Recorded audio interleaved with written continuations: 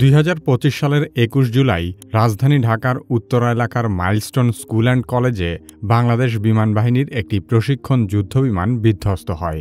তারপর থেকেই বিমানটি নিয়ে ব্যাপক আলোচনা শুরু হয়েছে।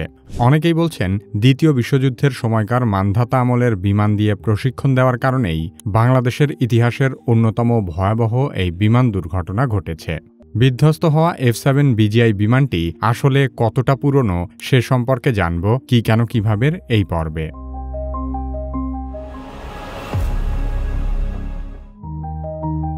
1980-র দশকে বাংলাদেশ বিমান বাহিনীতে F-7 সিরিজের যুদ্ধবিমানের ব্যবহার শুরু হয়।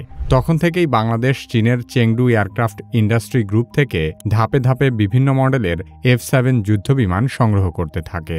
এই ধারাবাহিকতায় 2011 সালে বাংলাদেশ সরকার চেংডু F-7 BGI নামের একটি আধুনিকীকৃত সংস্করণ কেনার সিদ্ধান্ত নেয়। বাংলাদেশ ও চীনের মধ্যে একটি দ্বিপক্ষীয় সামরিক সহযোগিতা চুক্তির আওতায় এই বিমান কেনা হয়। এই চুক্তির মাধ্যমে চীন বাংলাদেশকে আধুনিক ও তুলনামূলক কম খরচের যুদ্ধবিমান সরবরাহ করে। এই বিমানগুলো ছিল মূলত অ্যাফোর্ডেবল এয়ার ডিফেন্স ক্যাপাবিলিটি উন্নয়নের একটি কৌশল।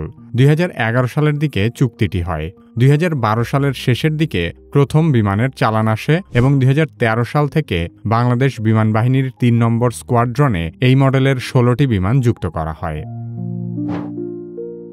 F-7 BGI বিমানটি চীনের তৈরি 2 আসনের একটি প্রশিক্ষণ যুদ্ধবিমান, যা মূলত চীনা চেংডু জে সিরিজের সর্বশেষ সংস্করণ। এটি ডিজাইন করা হয়েছে নতুন পাইলটদের আধুনিক যুদ্ধবিমানের মতো ককপিটে প্রশিক্ষণ দেওয়ার জন্য। F-7 BGI বিমানটিকে পুরনো বলা হলেও এগুলো আসলে আধুনিক বেশ কিছু প্রযুক্তির সমন্বয়ে তৈরি করা হয়েছে। তবে এর মূল ভিত্তি গঠিত হয়েছে একটি অনেক পুরনো প্ল্যাটফর্মের উপর।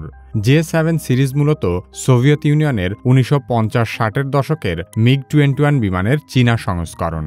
ফলে মূল কাঠামো, ডায়নামিক্স এবং ডিজাইন প্রিন্সিপাল অনেকটাই 60 বছরের পুরনো। কিন্তু F-7 BGI হল সেই পুরনো MiG-21 বিমানগুলোর সবচেয়ে উন্নত ও মডার্ন সংস্করণ।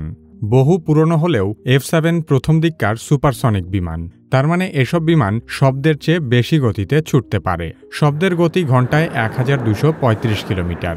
F-7 ঘন্টায় প্রায় 2000 কিলোমিটার বেগে উঠতে পারে। তার মানে এর গতি শব্দের গতির প্রায় দ্বিগুণ। তবে প্রশিক্ষণের সময় এত উচ্চ গতিতে বিমান চালানো হয় না।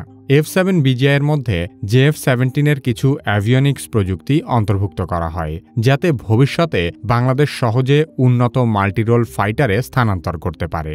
চীন শুধুমাত্র বাংলাদেশে রপ্তানির জন্যই এই বিমানগুলোকে বিশেষভাবে আধুনিকায়ন করেছিল। এতে রয়েছে মাল্টিফাংশন ডিসপ্লে, আধুনিক রাডার, ডিজিটাল অ্যাভিওনিক্স এবং সামান্য উন্নত ককপিট ডিজাইন। কিন্তু এর flight control system, stall recovery এবং ইমার্জেন্সি সেফটি ফিচার বর্তমান সময়ের আধুনিক যুদ্ধবিমানের তুলনায় অনেকটাই পিছিয়ে। ফলে প্রযুক্তিগত দিক থেকে বিমানগুলো কিছুটা উন্নত হলেও গঠনগত দিক থেকে এটি বেশ পুরনো প্রযুক্তি নির্ভর বিমান। J-7 সিরিজের বিমান একসময় চীন, মিশর, শ্রীলঙ্কা, ইরান, পাকিস্তান, জাম্বিয়া সহ বহু দেশে ব্যবহৃত হতো। কিন্তু চীন নিজেও এখন এই বিমান আর ব্যবহার করে না। সেই সাথে অনেক দেশই এই বিমানকে তাদের বহর থেকে সরিয়ে ফেলেছে। শুধুমাত্র বাংলাদেশ, পাকিস্তান, কোরিয়া এবং আফ্রিকার বেশ কিছু দেশ এই বিমান এখনও ব্যবহার করছে। বিশ্বের অধিকাংশ দেশ F-7 BGI বিমান পরিত্যাগের মূল কারণ হল এই বিমানের ইঞ্জিন মাত্র একটি। তার মানে ইঞ্জিন ফেল করলে বিমান পুনরুদ্ধার করার আর কোনো সুযোগ থাকে না। এছাড়া আধুনিক বিমানের মতো fly by wire system, advance autopilot বা কলিশন অ্যাভয়েডেন্স সিস্টেম নেই। শুধু তাই নয়, অনেক সময় উচ্চতা কম থাকলে পাইলটের ইজেকশন সিটের সিস্টেমও ঠিকমতো কাজ করে না। সেই সাথে বর্তমান প্রজন্মের যুদ্ধবিমানের তুলনায় এর গতি, স্ট্যাবিলিটি এবং মাল্টিরোল সক্ষমতা অনেক কম। সে কারণে প্রশিক্ষণের সময়ও এই বিমানে নানা ধরনের ঝুঁকি তৈরি হয়। সুতরাং আধুনিক যুদ্ধক্ষেত্রে পুরনো প্রযুক্তি নির্ভর এই বিমান টিকে থাকার কোনো সম্ভাবনাই নেই। বাংলাদেশের প্রশিক্ষণ বিমান বিধ্বস্ত হওয়া কোনো নতুন ঘটনা নয়। গত কয়েক বছরে বাংলাদেশে F-7, YAK-130, PT-6 প্রভৃতি প্রশিক্ষণ বিমান একাধিক দুর্ঘটনার কবলে পড়েছে। বাংলাদেশে YAK-130 এবং K-8W মতো কিছু আধুনিক প্রশিক্ষণ বিমান থাকলেও সেগুলোর সংখ্যা খুব কম। এছাড়া উন্নত দেশগুলো পাইলটদের ঝুঁকিমুক্ত প্রশিক্ষণের জন্য ভার্চুয়াল সিমুলেটর ব্যবহার করে। কিন্তু বাংলাদেশের সেই সক্ষমতা সীমিত হবার কারণে F-7 BGI এর মতো পুরনো প্রশিক্ষণ বিমান এখনও ব্যবহার করা হচ্ছে। কি কেন কিভাবে পরবর্তী ভিডিও আপলোড হওয়ার সাথে সাথে দেখতে চাইলে সাবস্ক্রাইব করে বেল আইকনটিতে ক্লিক করুন। আপনি যদি এআই শিখে অন্যদের চেয়ে এগিয়ে যেতে চান, তাহলে কি কেন কিভাবে একাডেমির এআই দক্ষতা কোর্সে ভর্তি হতে পারেন। কোর্সের লিংক ভিডিও ডেসক্রিপশন ও পিন কমেন্টে দেওয়া আছে।